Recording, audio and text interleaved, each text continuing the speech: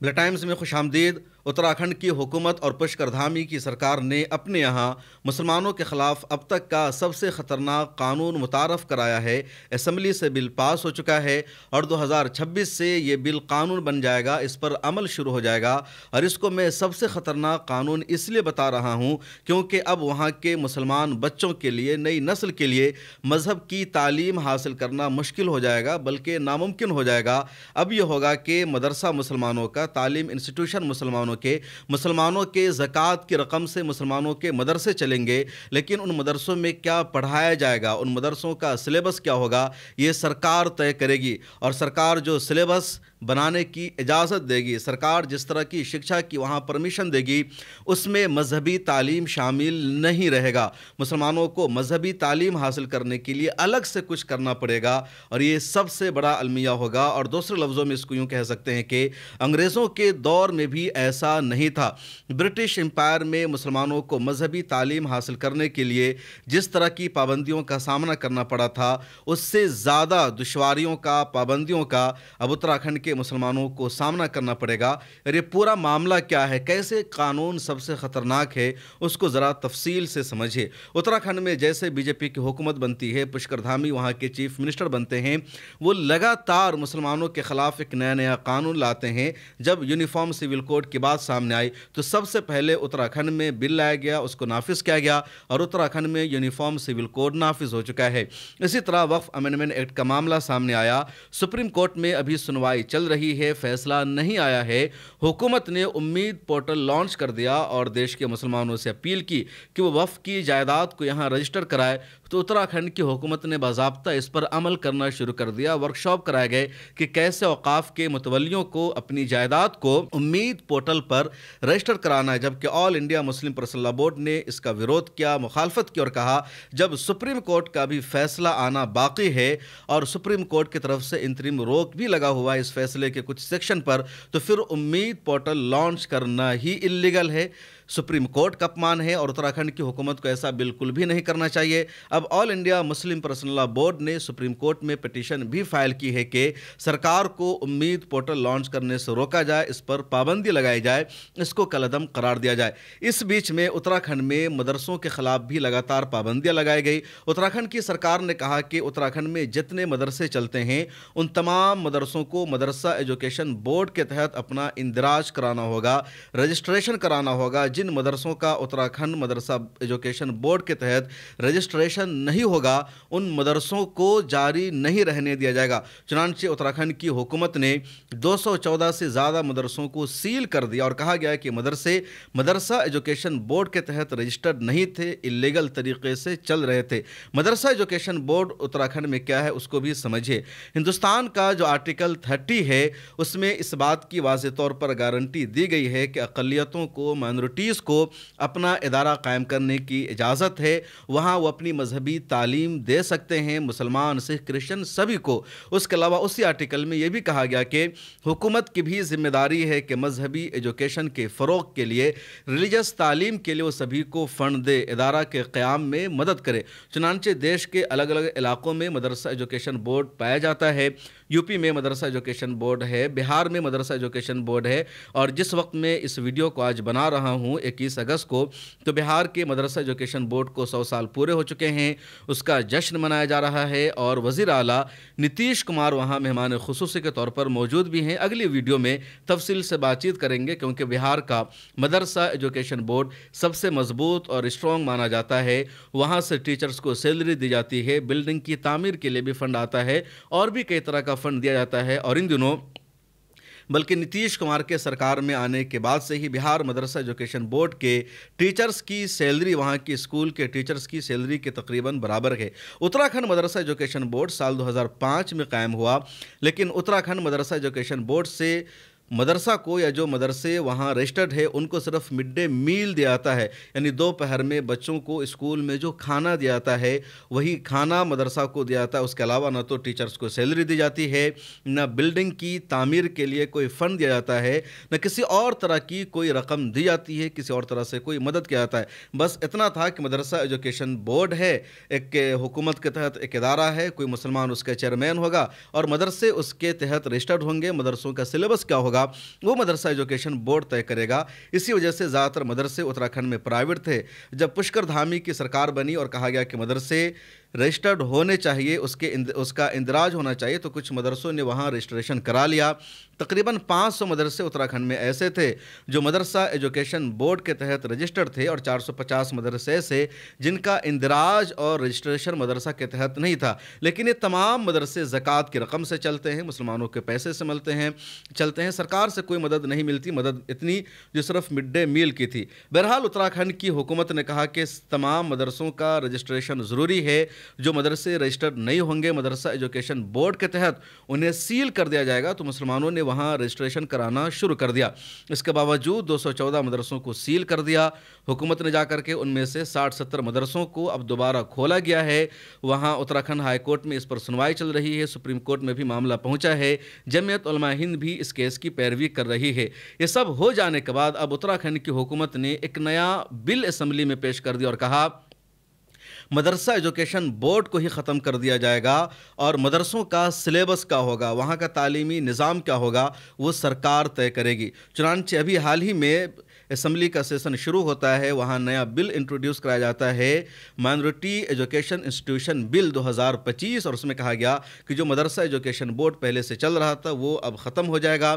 Minority institution education بل سامنے آیا ہے، یہ نافذ ہوگا، اور تمام مائنورٹیز کا سلیبس کیا ہوگا وہ اس بل کے ذریعے طے ہوگا، 2026 سے نافذ ہو جائے گا۔ اب اس نئے بل میں یہ بات شامل ہے کہ جو مدرسے کا سلیبس ہوگا، جو نظام ہوگا، تو سب سے پہلے تمام مدرسوں کا رجسٹریشن اور اندراج اس مائنورٹی ایجوکیشن انسٹیٹیوشن کے تحت ضروری ہوگا۔ نمبر 2، ان مدرسوں کا سلیبس کیا ہوگا وہ یہ بورڈ طے کرے گا، نہ کہ مدرسے والے طے کریں گے۔ تیسری خطرناک بات اس بل میں یہ شامل ہے کہ جو ریلیجس ایجوکیشن ہے، جو مذہبی تعلیم ہے، وہ مدرسے کے سلیبس کا حصہ نہیں ہوگا۔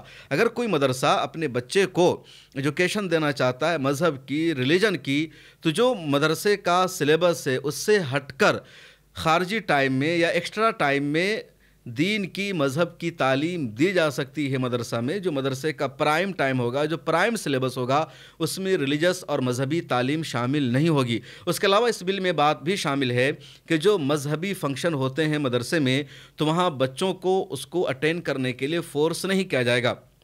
مثال کے طور پر سمجھیے کہ جو دینی مدرسے ہوتے ہیں وہاں تمام بچوں کے لیے نماز پڑھنا لازمی ہوتا ہے۔ اگر بچے مدرسہ میں نماز چھوڑتے ہیں، نماز ادا نہیں کرتے ہیں، تو ان بچوں کو سزا دی جاتی ہے، اور بہت سختی کے ساتھ نماز پڑھنے کے لیے ان بچوں کو پابند بنایا جاتا ہے۔ اب اس بل میں یہ ہے کہ اگر کوئی مدرسے کا بچہ نماز نہیں پڑھ رہا ہے اور نماز چھوڑنے پر اسے سزا دی گئی اور پولیس تک یہ بات پہنچ جاتی ہے، پرشاسن تک یہ بات پہنچ جاتی ہے، تو اس مدرسے کی جو مانیتا ہے وہ مانیتا رد کر دیا جائے گا، اس مدرسے کو بین کر دیا جائے گا۔ یہ اس بل میں شامل ہے۔ اب اس کا خطرناک پہلو سمجھیے، انڈیا میں مدرسوں کے قیام کا سلسلہ کب شروع ہوا؟ جب 1857 میں انگریزوں کی ایسٹ انڈیا کمپنی کی مکمل طور پر بھارت میں حکومت قائم ہوگی، مغلیہ سلطنت کا خاتمہ ہو گیا، اور جب ایسٹ انڈیا کمپنی کی مکمل حکومت بن جاتی ہے، اس کے بعد برٹش امپائر نے ایسٹ انڈیا کمپنی کے رول کو ختم کر کے اقتدار کو اپنے ہاتھوں میں لے لیا، تو انگریزوں نے، برٹش امپائر نے انڈیا کے ایجوکیشن سسٹم کو بدلنا شروع کیا، انگلش سسٹم کو ہر جگہ نافذ کرنا شروع کر دیا، اور اسکولوں میں جو سرکاری ادارے چل رہے تھے وہاں مذہبی ایجوکیشن کے لیے کوئی جگہ نہیں بچی۔ اس کے بعد اس دور کے علماء کو، اکابرین کو لگا کہ ہمیں مذہبی تعلیم کے فروغ کے لیے، دینی تعلیم کو زندہ رکھنے کے لیے، اسلام کے پیغام کو عام لوگوں تک پہنچانے کے لیے ضروری ہے اب اپنا ادارہ قائم کرنا، جہاں ہمیں اپنا پیسہ لگانا ہوگا، ہمیں اپنی زمین ڈونیٹ کرنی ہوگی، اور ہمیں اپنے بچوں کو لا کر وہاں پڑھانا ہوگا۔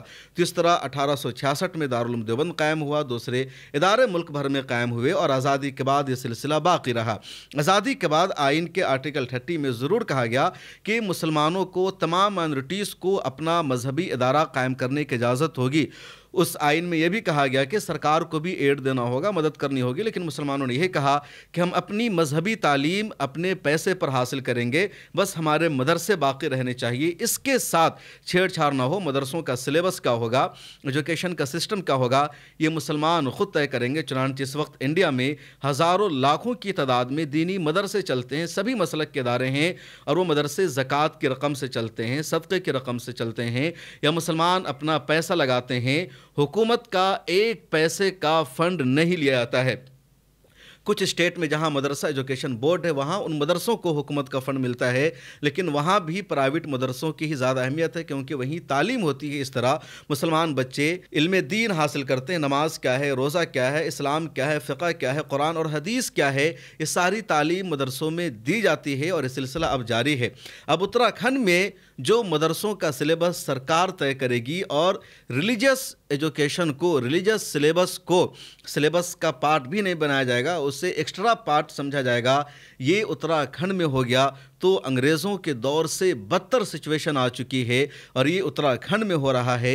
और इस पर हमारे उलमा की, हमारे लीडर्स की अभी तवज्जो नहीं गई है। All India Muslim personal law board, जो इंडिया में मुसलमानों की सबसे बड़ी ऑर्गेनाइजेशन है, उसका भी इस हवाले से अभी तक कोई रिएक्शन सामने नहीं आया है। लेकिन ये सबसे ख़तरनाक दौर हो चुका है। उत्तराखंड के जो लोग हैं, वहाँ के जो मदरसा वाले हैं, वो बेहद परेशान हैं। ख़ुद मेरे पास कई सारे लोगों का फ़ोन आया कि आप इस पूरे मुद्दे को उठाइए, इस इशू पर बातचीत कीजिए कि आखिर यहाँ अब मजहबी तालीम हासिल करने से भी कोई रोका जा रहा है। और ये आईन के सीधे सीधे खिलाफ है, जो बार बार मैंने कॉन्स्टिट्यूशन के आर्टिकल 30 का हवाला दिया है। आइन के आर्टिकल 30 में क्या है, ज़रा सा मैं आपको बताना चाहता हूँ। मैंने लैपटॉप में पूरा खोल कर रखा था और रिसर्च भी क्या कि क्या कुछ कहा गया है।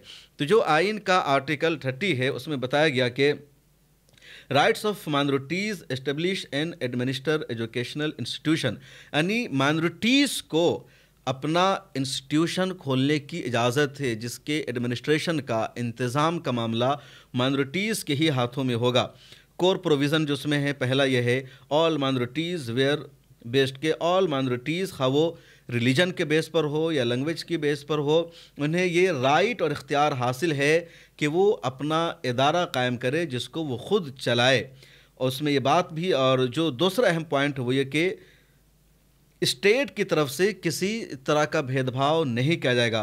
स्टेट उनको फ़ंड भी देगी, उनको पैसा देगी अपना इदारा चलाने के लिए। और इसी से मिलता जुलता आर्टिकल 29 जिसमें कहा गया कि तमाम मज़हब को, तमाम माइनॉरिटीज़ को अपने मज़हब पर अमल करने की, प्रैक्टिस करने की इजाज़त होगी, किसी के साथ कोई भेदभाव नहीं किया जाएगा। और इसी वजह से लगातार इस पर अमल किया गया।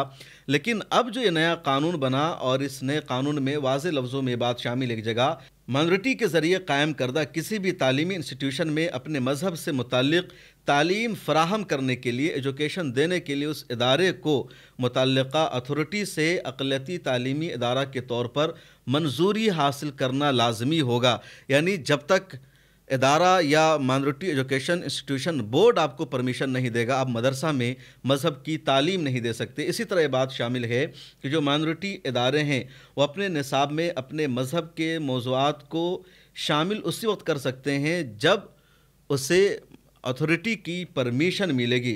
तो ये सबसे ख़तरनाक बात है और इसे एक्स्ट्रा टाइम में पढ़ाया जाएगा। एक और इसमें शामिल है कि अपने निसाब में अपने मज़हब के मज़ामीन शामिल करेगा माइनॉरिटी इदारा, और उन मज़ामीन को सिर्फ मुतल्लिक़ा अथॉरिटी की मंजूरी के बाद ही पढ़ाया जा सकता है। तो इस तरह की ख़तरनाक चीज़ें इस कानून में, इस बिल में शामिल है। अब ज़रा सोचिए, अंदाज़ा लगाइए कि इंडिया में एक मुसलमान के लिए ज़रूरी है मज़हब की तालीम हासिल करना। एक मुसलमान के मुसलमान होने का मतलब ही नहीं जब तक वो ईमान का मतलब ना जानता हो, इस्लाम का मतलब ना जानता हो, अक़ीदे को ना जानता हो, तौहीद को ना जानता हो, नमाज, रोज़ा, हज और ज़कात को ना जानता हो, सदक़ा व खैरात को ना जानता हो, इस्लाम के अखलाक क्या है उसको ना जानता हो, नबी करीम सल्लल्लाहु अलैहि वसल्लम की सीरत क्या है उसे ना जानता हो। और इन तमाम चीज़ों को जानने के लिए जब स्कूल के निसाब में शामिल नहीं किया जाता है, इंडिया में स्कूल का जो सिलेबस है, यूनिवर्सिटीज़ और कॉलेजेस का जो सिलेबस है, वहाँ इस्लाम और मज़हब की तालीम नहीं दी जाती है, मज़हब का पार्ट वहाँ शामिल नहीं है। हिंदुओं को तो कुछ चीज़ें अपने मज़हब की मिल भी जाती जिस तरह के यहाँ सिलेबस है, लेकिन मुसलमानों को अपने मज़हब के बारे में कुछ भी स्कूल के सिलेबस में नहीं मिल पाता। चुनांचे मुसलमान बच्चे मकतब में जाकर तालीम हासिल करते हैं, मदरसा में जाकर तालीम हासिल करते हैं और वो नूरानी क़ायदा पढ़ते हैं, बगदादी क़ायदा पढ़ते हैं, फिर इस्लाम के बुनियादी अक़ीदे को जानते हैं कि ईमान क्या है, अक़ीदा क्या है, तौहीद क्या है, आखिरत क्या है, फ़रिश्ते किसको कहते हैं, नबी किसको कहते हैं, और फिर वो कुरान पढ़ना सीखते हैं, कुरान को हिफ्ज़ भी करते हैं, नमाज़ पढ़ने का तरीक़ा सीखते हैं, नमाज, रोज़ा, हज और ज़कात को जानते हैं। और अब जब मदरसों में, मकतब में इस तरह की तालीम पर पाबंदी आयद कर दी जाएगी तो यकीनी तौर पर एक मुसलमान इन चीज़ों से महरूम हो जाएगा।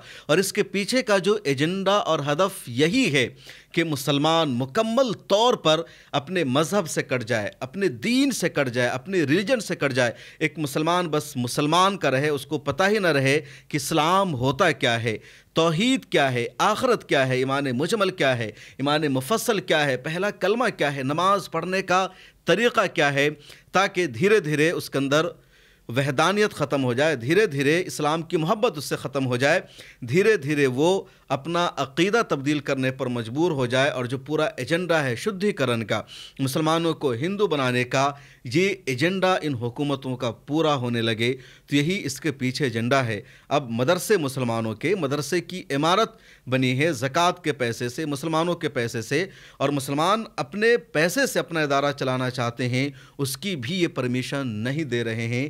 اس سے زیادہ ظلم کیا ہوگا، اس سے زیادہ اتیاچار کیا ہوگا، اور ایسا دنیا میں کہیں نہیں ہو رہا ہے. برٹش امپائر میں، انگریزوں کے دور حکومت میں بھی یہ نہیں ہو رہا تھا، اس سے زیادہ آج اتراکھنڈ میں یہ ہو رہا ہے، اور ہر طرف چپی ہے، خاموشی ہے. اتراکھنڈ میں کانگریس اپوزیشن میں ہے، اس کی طرف سے بھی کوئی مضبوط طریقے سے ویرودھ نہیں کیا گیا، احتجاج نہیں کیا گیا، اور پریشانی میں وہاں کے مسلمان ہیں. تقریباً 13% اتراکھنڈ میں مسلمانوں کی بھی آبادی ہے، اور لگاتار مسلمانوں کے ساتھ بھید بھاؤ کیا جا رہا ہے، مسلمانوں کے ساتھ سوتیلا رویہ اپنایا جا رہا ہے. اور پشکر دھامی کی سرکار ہر 2-4 مہینے پر مسلمانوں کے خلاف کوئی نہ کوئی بل لاتی ہے، مسلمانوں کے خلاف کوئی قانون پاس کرتی ہے. اسی اتراکھنڈ میں پہاڑی علاقوں میں رہنے والے لوگ لگاتار پرابلم کا شکار ہیں، مسائل کا شکار ہیں. کبھی وہاں بادل پھٹتا ہے، کبھی سیلاب آتا ہے، کبھی ہیلی کاپٹر کا حادثہ ہو جاتا ہے، اور ان سب کی سیکورٹی کے لیے، ان سب کے بچاؤ کے لیے سرکار کوئی بھی کام نہیں کر رہی ہے. ان کی زندگی کی حفاظت کے لیے سرکار کی کوئی توجہ نہیں. مسلمانوں کو کیسے ستایا جائے، مسلمانوں کو کیسے ان کے دین سے کاٹ دیا جائے، اسی پر پورا فوکس ہے پشکر دھامی کا، اور لگاتار اس کو کچھ لوگ سیلیبریٹ بھی کر رہے ہیں. اس ویڈیو میں اتنا ہی. آگے آپ سے گزارش ہے ملت ٹائمز کی ممبرشپ لے لیجئے، یہ QR کوڈ موجود ہے، ڈسکرپشن میں بھی لنک موجود ہے. ملت ٹائمز کے یوٹیوب چینل پر بھی 400 سے زیادہ ممبرز ہو چکے ہیں، جس کے لیے آپ تمام ممبرز کا شکریہ. آگے بھی آپ ممبر بنتے رہیے، اپنے لوگوں کو تلقین کیجئے کو بھی ملت ٹائمز کی ممبرشپ لے لیں.